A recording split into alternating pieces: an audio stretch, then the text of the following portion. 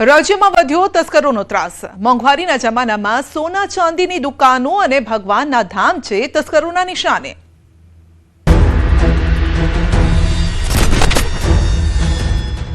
સાવધાન, હવે ચડ્ડી બનિયાન નહીં, સૂટ બૂટમાં આવે છે ચોર। તમે પણ ધોકો ખાઈ જશો કે ખરેખર આ ચોર છે કે પછી ઘર માલિક। ને આવી તો એક નહીં અનેક ઘટનાઓ સામે આવી છે જેને ઠંડીમાં મીઠી ઊંઘ માણતા લોકોની ઊંઘ જ ઉડાડી દીધી છે। ગટરના ઢાંકણાની ચોરી, જે માલ વેચાતો હોય અને જેના સારા પૈસા મળે તે ચોરી જ લો। આવું જ કંઈક થયું વડોદરામાં, જ્યાં રાતના અંધારાનો લાભ લઈ ચોર વરસાદી ગટરનું ઢાંકણું ચોરીને લઈ ગયા। સયાજી હોસ્પિટલ બહારના રોડ પરથી ગટરનું ઢાંકણું ચોરાઈ ગયું। 13મી જાન્યુઆરીએ વહેલી સવારે ગટરના ઢાંકણાની ચોરી થતી હોય જેના સીસીટીવી સામે આવ્યા છે। ત્યારે સવાલ થાય છે કે શું કોર્પોરેશને હવે ઢાંકણાની રખેવાળી માટે ગાર્ડ રાખવા પડશે? જો કે આ મામલે વીએમસીના અધિકારી હવે પોલીસમાં ફરિયાદ કરવાનું વિચારી રહ્યા છે। ધાડ પાડનાર 2 ગઠિયા પકડાયા। થોડા દિવસ પહેલા અમદાવાદના ખોખરામાં સોના ચાંદીની દુકાનમાં ચોરી કરનાર આખરે ઝડપાઈ ગયા। પોલીસે 2 આરોપીની ધરપકડ કરી છે। એક તરફ સોના ચાંદીના ભાવ વધી રહ્યા છે, ત્યાં જ ચોરો પણ મોટી ધાડ પાડી એક સામટું ભેગું કરવાની ફિરાકમાં હતા, પરંતુ આખરે તેઓ ઝડપાઈ ગયા। આ ચોરોએ ચોરી કરવા માટે શટર તોડી દુકાનમાં પ્રવેશ ન કર્યો, પરંતુ દિવાલમાં જ બાકોરું પાડી દીધું ને મોં પર બુકાની બાંધીને ચોરી કરવા આવ્યા।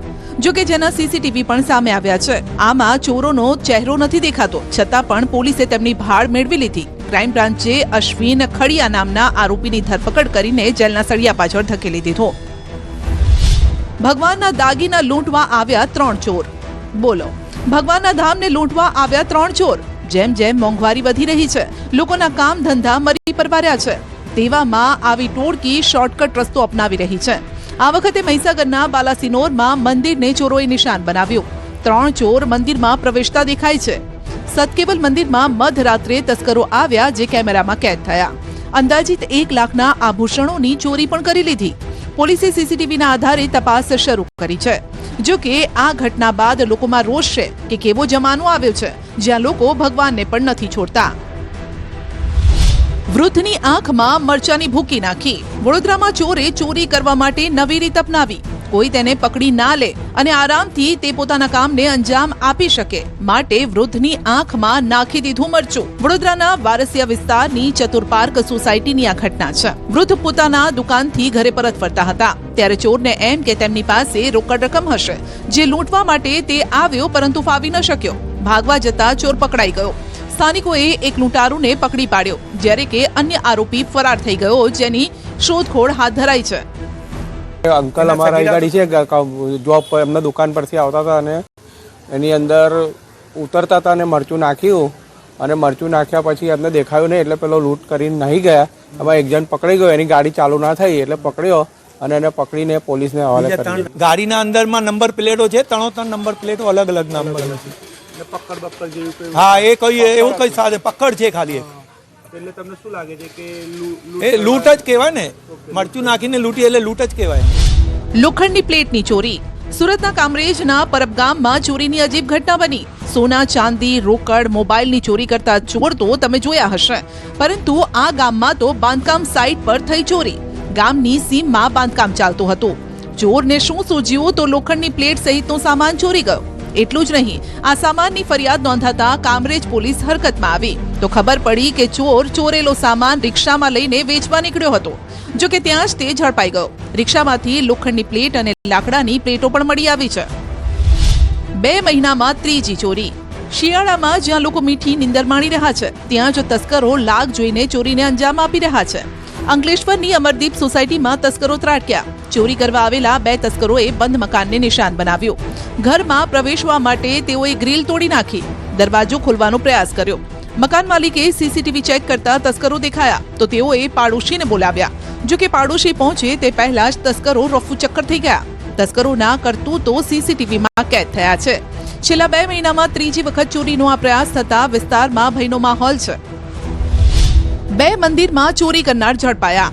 ખેડા જિલ્લાના મુખ્ય મથક નડિયાદ શહેરમાં આવેલ પવિત્ર મોટા કુંભનાથ મહાદેવ મંદિર અને સલુણ ગામના અંબે માતાજીના મંદિરમાં ચોરી થઈ હતી। શ્રદ્ધાળુઓની આસ્થા સાથે જોડાયેલ સંવેદનશીલ ગુનાને ઉકેલવા માટે પોલીસે 7 ટીમો બનાવી શહેરના સીસીટીવી ચકાસ્યા તો ચોરોની ભાડ મળી. તપાસમાં સામે આવ્યું કે 14મી જાન્યુઆરીએ કોમનાથ મહાદેવ મંદિરના ગર્ભગૃહના તાળા તોડી સોના ચાંદીના કિંમતી ઘરેણાની ચોરી કરાઈ હતી.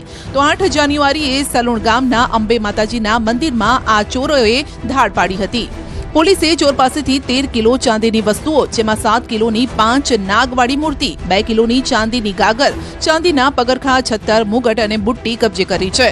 આ ચોર ભૂતકાળમાં મહેમદાવાદ, અમદાવાદના કાગડાપીઠ, ખોખરા તેમજ અંકલેશ્વરમાં પણ ચોરીને અંજામ આપી ચૂક્યા છે. આવી તો 12 ફરિયાદો તેમના વિરુદ્ધમાં પોલીસ મથકે નોંધાયેલી છે. રાજ્યમાં અકસ્માતોનો સિલસિલો નથી અટકી રહ્યો. રાજ્યના અલગ અલગ વિસ્તારમાં હૈયો હચમચાવી નાખતા અકસ્માતના નિર્દોષ લોકો કાળનો કોળિયો બની રહ્યા છે.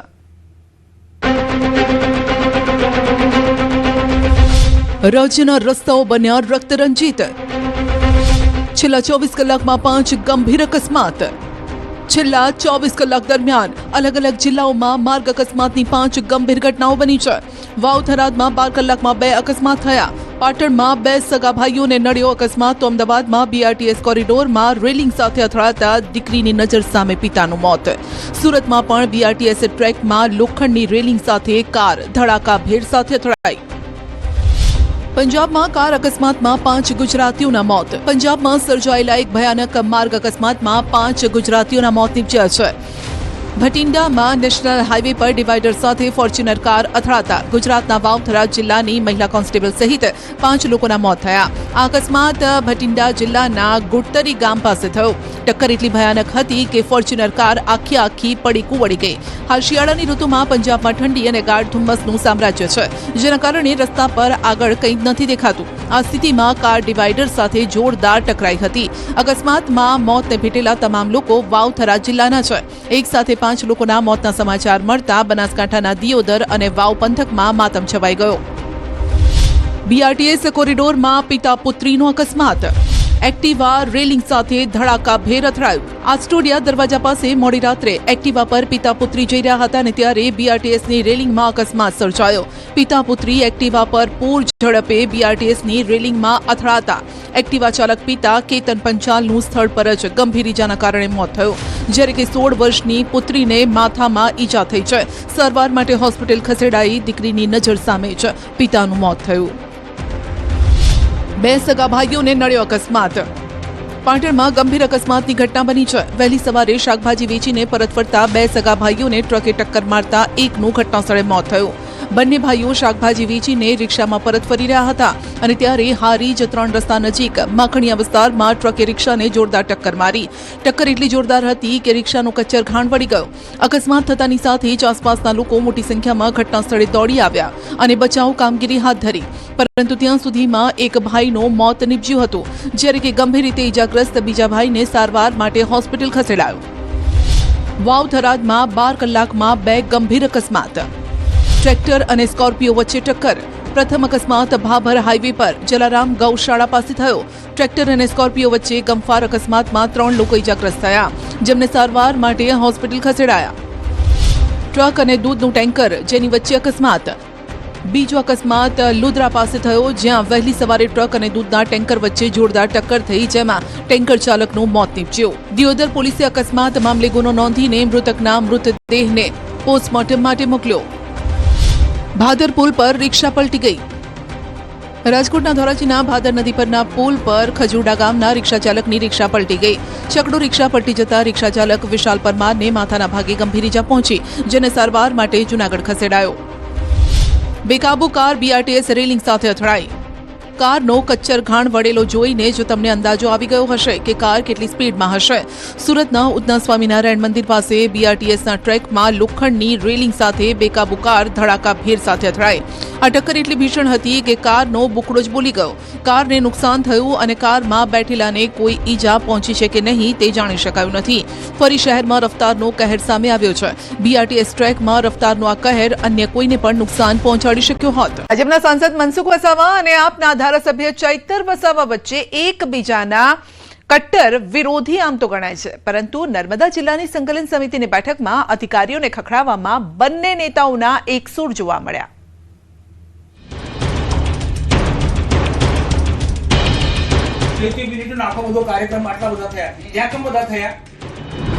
અધિકારીઓની મનમાની સામે એકજૂટ. મનસુખ વસાવા અને ચૈતર વસાવાનો એકસૂર. રાજપીપળા ખાતે કલેક્ટર કચેરીમાં મળેલી જિલ્લા સંકલન સમિતિની બેઠક ભારે તોફાની બની. વિકાસના કામોમાં વન વિભાગ દ્વારા કરવામાં આવતી આડખીલીના મુદ્દે સાંસદ મનસુખ વસાવાએ રૌદ્ર સ્વરૂપ ધારણ કર્યું. અધિકારીઓનો રીસરનો ઉધડો લેતા બેઠકમાં લાંબો સમય સન્નાટો છવાઈ ગયો. સાંસદ મનસુખ વસાવાએ મીડિયા સમક્ષ પોતાનો આક્રોશ ઠાલવતા વન વિભાગના અધિકારીઓ સામે આકરા પ્રહાર કર્યા. સાંસદે ગંભીર આક્ષેપ કર્યો કે ડેડિયાપાડા અને સાગબારા વિસ્તારમાં સ્ટેટ અને જિલ્લા પંચાયતના જે રસ્તાઓ મંજૂર થયા છે તેનું ભૂમિપૂજન સ્વયં પ્રધાનમંત્રી નરેન્દ્ર મોદીએ કર્યું હતું અને છતાં પણ વન વિભાગે આ કામો અટકાવી દીધા છે.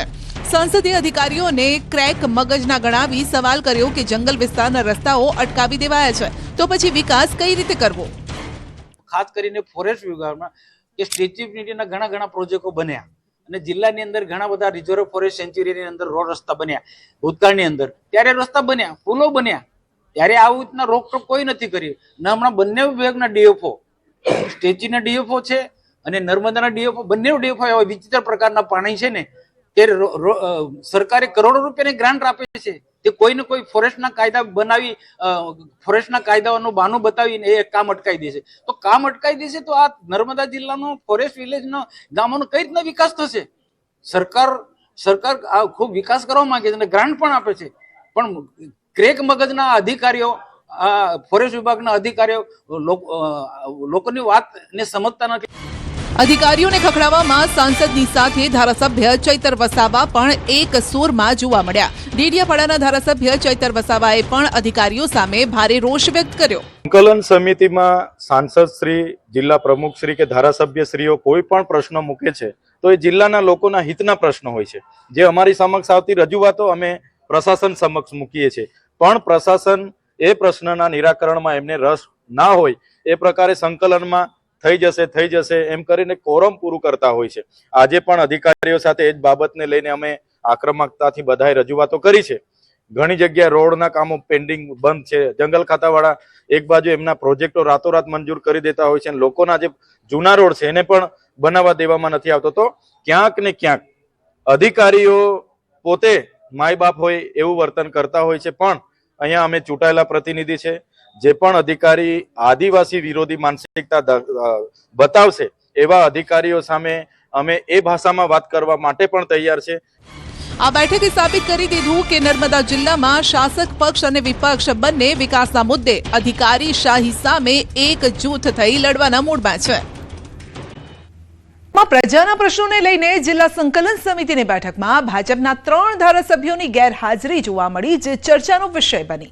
ધારાસભ્ય કેતન ઇનામદારે બેઠકના બહિષ્કારને લઈને કહ્યું કે જૂના કામો પૂર્ણ ન થતા બેઠકમાં હાજરી નથી આપી.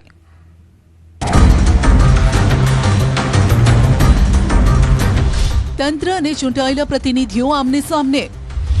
3 એમએલએ સંકલન બેઠકમાં ગેરહાજર. જૂના કામો પૂર્ણ ન થતા નારાજ. વડોદરા જિલ્લાના વહીવટી વિભાગ અને ધારાસભ્યો વચ્ચે વિવાદ વધુ વકરી રહ્યો છે. તાજેતરમાં જિલ્લાના 5 ધારાસભ્યોએ મળીને વિકાસ કાર્યોને લઈ રાજ્યના મુખ્યમંત્રી ભૂપેન્દ્ર પટેલને પત્ર લખી નારાજગી વ્યક્ત કરી હતી. ત્યારે જિલ્લા સંકલન સમિતિની બેઠકમાં ભારે ડ્રામા જોવા મળ્યો. બેઠકમાં 3 ધારાસભ્યોની ગેરહાજરીના કારણે તંત્રમાં દોડધામ મચી ગઈ. આ બેઠકમાં સાવલીના ધારાસભ્ય કેતન ઇનામદાર અને પાદરાના ધારાસભ્ય ચૈતન્યસિંહ ઝાલા અને કરજણના ધારાસભ્ય અક્ષય પટેલ ગેરહાજર જોવા મળ્યા. માત્ર ડભોઈના ધારાસભ્ય શૈલેષ મહેતા અને વાઘોડિયાના ધારાસભ્ય ધર્મેન્દ્રસિંહ વાઘેલા બેઠકમાં હાજર હતા. લેટર બોમ્બના વિવાદ પછી આજે જિલ્લા સંકલન સમિતિની પ્રથમ બેઠકમાં આ 3 ધારાસભ્યોની ગેરહાજરી ચર્ચાનો વિષય બની છે. ધારાસભ્ય જૂના કામો પૂર્ણ ન થાય ત્યાં સુધી બેઠકમાં હાજરી નહીં આપવાનો નિર્ણય કર્યો હોવાનું કહેવાઈ રહ્યું છે.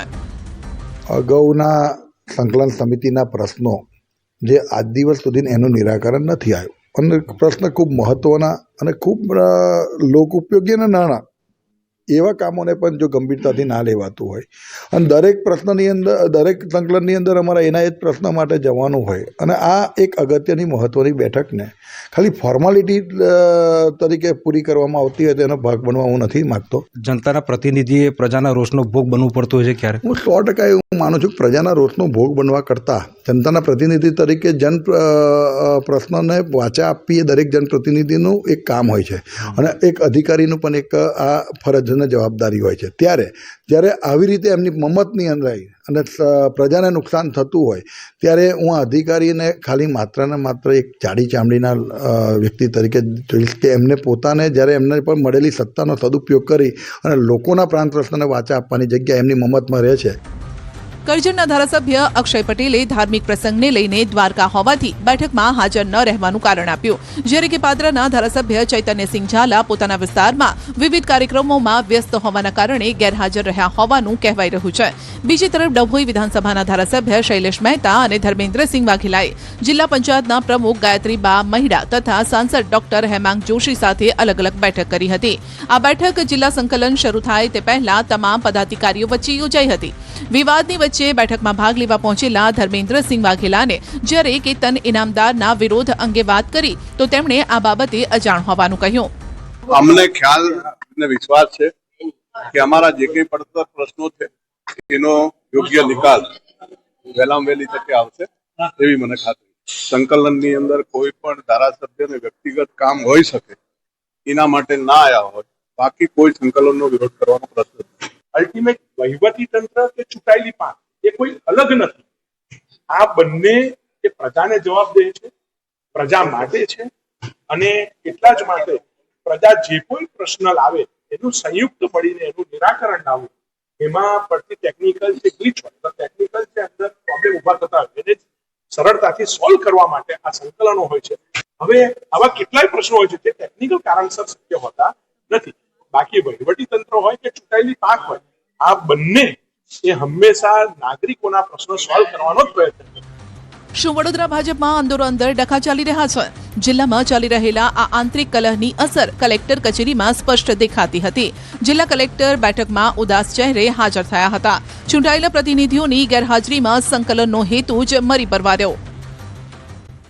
જ પહોંચાડી દેશે જેલ. બનાસકાંઠાના સાંસદ જ્ઞાનીબેને આમ કહીને યુવાનોને કરી છે ટકોર, તો કોંગ્રેસના નેતા ઠાકરસિંહે યુવાનોને મોજશોખ છોડીને કામ ધંધામાં ધ્યાન આપવા માટે કરી અપીલ. ખાસ કરીને યુવા વર્ગ આજે મોટી સંખ્યામાં હાજર છે, તો એમને મારી વિનંતી છે કે કોઈ મહેરબાની કરીને લાલચમાં આવી અને કોઈ તમારું આધાર કાર્ડ, ચૂંટણી કાર્ડ કે ખાતા નંબર ના આપતા, કોઈ 5-10 હજાર રૂપિયા આલે ને તો એ લાલચમાં ના આવતા અને ખાતા નંબર તમારો આવ્યો હશે એટલે જેલમાં જવાનો વારો તમારો આવશે. જ્ઞાનીબેનની યુવાનોને અપીલ, લોભ ના કરતા નહીતર જેલ જવું પડશે. કોઈ આધાર કાર્ડ ના આપતા, ચૂંટણી કાર્ડ ના આપતા અને અજાણ્યા માણસને કોઈ ખાતા નંબર ના આપતા, નહીતર તો પછી જેલમાં જવાનો વારો ચાને આવે? આપણો જ આવે ને, આપણે ખાતા નંબર આપ્યો હોય એટલે. તો ઠાકરસિંહ રબારીની યુવાનોને ટકોર, ધૂણવાનો શોખ મૂકી ધંધે લાગો. અને નવા યુવાનીઓને ખૂબ ધોળવાનો શોખ મૂકી અને ધંધે લાગો, કારણ કે આપણે વ્યસન ને ફેશનમાં તમામ સમાજો પતી જાય છે. ક્યારેક ધૂણતા ભુવાજી તો ક્યારેક અંધશ્રદ્ધાના અવડે પાટી જતા ઉત્તર ગુજરાતના લોકોને છાશવારે ચેતવતા સાંસદ જ્ઞાનીબેન ઠાકોરે આ વખતે યુવાનોને ચેતવણી આપી છે. તેમણે કહ્યું છે કે જો ધ્યાન નહીં રાખો તો જેલ જવું પડશે, કારણ કે લોભિયા હોય ત્યાં ધુતારા ક્યારેય ભૂખે નથી મળતા અને એટલે જ આજકાલ સાયબર ફ્રોડના કિસ્સા વધી ગયા છે. આવામાં થોડી લાલચ તમારું બેંક એકાઉન્ટ ખાલી કરી શકે છે. ક્યારેક જેલના સળિયા ગણવાનો પણ વારો આવી શકે છે. વાવથરાદના લાખણીના જડિયાલી ગામે યોજાયેલા કોંગ્રેસના જનસંપર્ક અને સાંસદના સાકરતુલા કાર્યક્રમમાં સાંસદ જ્ઞાનીબેન ઠાકોરે સાયબર ક્રાઇમને લઈ યુવા વર્ગને અપીલ કરી છે. તેમણે કહ્યું છે કે કોઈ લાલચમાં આવી આધાર કાર્ડ, ચૂંટણી કાર્ડ કે ખાતા નંબર ભૂલે ચૂકે પણ ન આપતા, નહીતર 5-10 હજારની લાલચ ભારે પડશે ને જેલ જવું પડશે. ક્રાઇમ કહેવાય ને, સાયબર ક્રાઇમ, એના ગુના વધી ગયા છે.